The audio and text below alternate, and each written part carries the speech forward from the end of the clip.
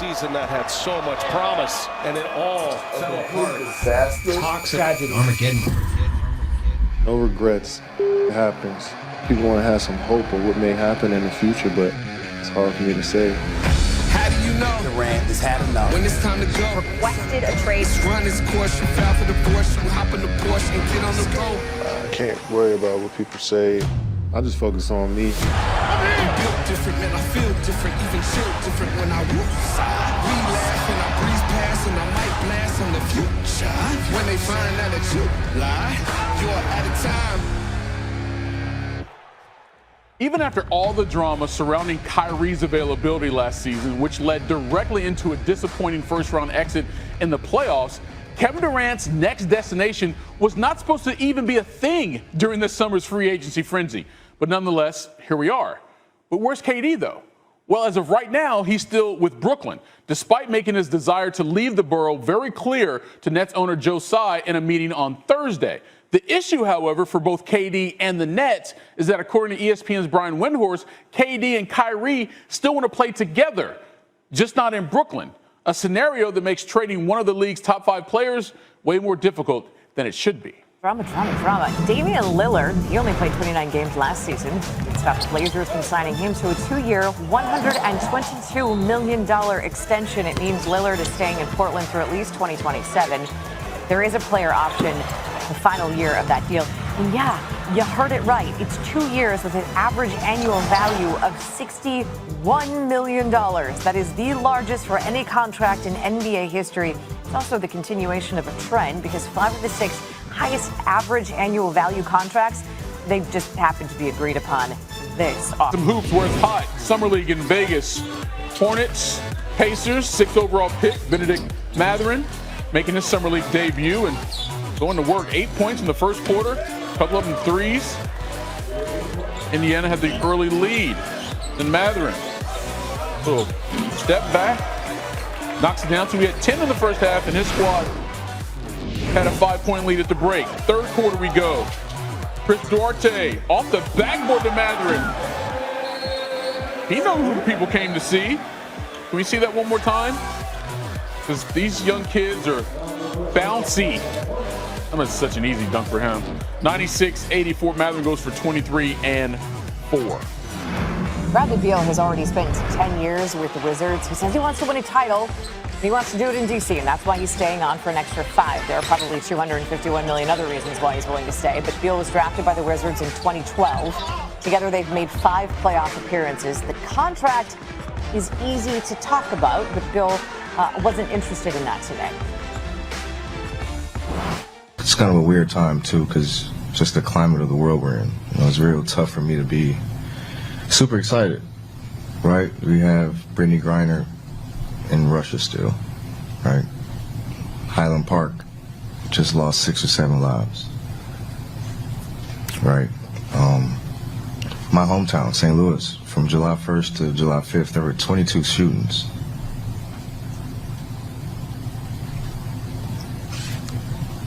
That's tough. It's 3-4 days. But this is a celebratory moment for my family and I. But it's tough when I look at my 2 sons right here, right? And I have to figure out how do they come up in this world that is unpredictable. And him giving a thumbs up. Now back to our breaking news at the top of the hour. Damian Lillard has agreed to a 2-year, $122 million extension with the Blazers, sources telling ESPN. The deal also includes a player option on the 2026-27 season. Lillard played in a career-low 29 games last season after being hampered by injuries. Portland missed the playoffs for the first time in nearly a decade. And Dame becomes the first player in NBA history to make over $60 million per year on a single contract. Prior to this offseason, Steph Curry had the only $50 million average annual value deal in NBA history. Lillard also becomes the first player in NBA history to sign 3 separate, fully guaranteed $100 million contracts. El? The historic day, so we had to dial up our front office insider, Bobby Marks. He's joining us now from Summer League in Las Vegas. Bobby, I know that you had a chance to talk to Lillard's agent. So what other details can you share with us about this massive extension? Yeah, I talked with Aaron Goodwin, his agent, and 2 years, $122 million. As you mentioned, it's got a player option in that last year where he'll be making $61 million. Remember, he's only in year 2 of this Supermax contract that he signed back in 2019. So 3 years on the Supermax, 2 years more on the extension. So a total over $250 million that Damian Lillard has guaranteed to him. If you're sort of new to the Damian Lillard and Portland saga, you might be saying, to Bobby's point, like, why give him all this money when you just did the extension? But you know well, Bobby, right? There's been a lot of intimating. Maybe he wants out. What does his future look like? You also tweeted that Dame's among the longest tenured players in the league with the team that drafted him. How much of a role did that play here? Oh, it was huge. I mean, he looked at what Joe Cronin, their new general manager, was able to do this offseason. Remember, coming off a team that finished in the lottery last year, you go out and get Jeremy Grant in a trade, you re-sign Anthony Simons and Josef Nurkic. He looked at this roster as becoming improved. Certainly when you have $120 million in front of you makes a big difference, but he joined Steph Curry and Bradley Beal and Klay Thompson, Draymond Green as the only players drafted who have been on their roster as far as the longest tenured here. He certainly brings tons of relevancy there. They did miss the playoffs for the first time in 10 years, but he was hampered with injury last season. Meanwhile, it's his Johnny Kemp Day. Just got paid Friday night. Let's go. Bobby Marks joining us from Summer League with the latest on Dame Dollars' historic contract. Dave, are you cringing at the decision? I was getting ready to cover this in the morning. Were you? Oh, joy. LeBron James announcing, that he was going to be taking his talents to South Beach. Fantastic, where he would, of course, go on to win a couple of championships. But for more on that impact of that decision, we get it to Tony and Pablo for PTI's bonus day. All right, Pablo, it was 12 years ago today that LeBron James announced he was taking his talents to South Beach. How did that moment transform the NBA as we know it? Tony, I so vividly remember that moment. I remember being on the couch in my living room in Chinatown. I remember thinking to myself, this feels seminal. This feels like a turning point. And it was. I mean, this inspired everything about the player empowerment era that came after. I remember talking to Maverick Carter, the guy who was the producer on this, LeBron's business partner, about this moment, the decision. And his only regret was it was a bad TV show. It was a bad production. It made him very unsympathetic. But in terms of the template that they formed, it's undeniable that this was the thing that everybody else who came after would want to follow. Yeah, so other great players have asked to be traded before. Kareem Abdul-Jabbar asked to be traded. Wilt Chamberlain asked to be traded, and they were accommodated.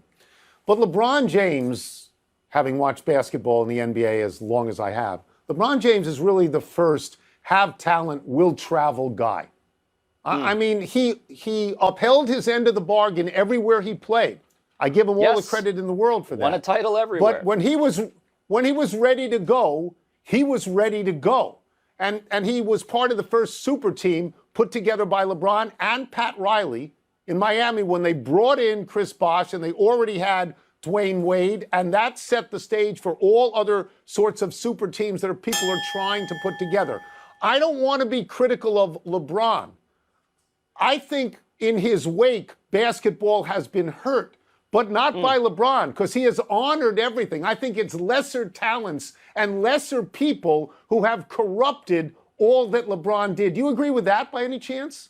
Oh, Tony, you have a point. You have a point that what we're seeing right now, where players are pushing the pendulum further and further, and they don't have the credibility, the gravitas, the resume of LeBron James, that there has been a demeaning of the point of a player-team relationship. I think both things are true. This is a good thing for player empowerment, and it's also a pendulum that's probably going to swing back, and that might be it for it as we remember it. And also, that is it for us. We're done. So, back to you.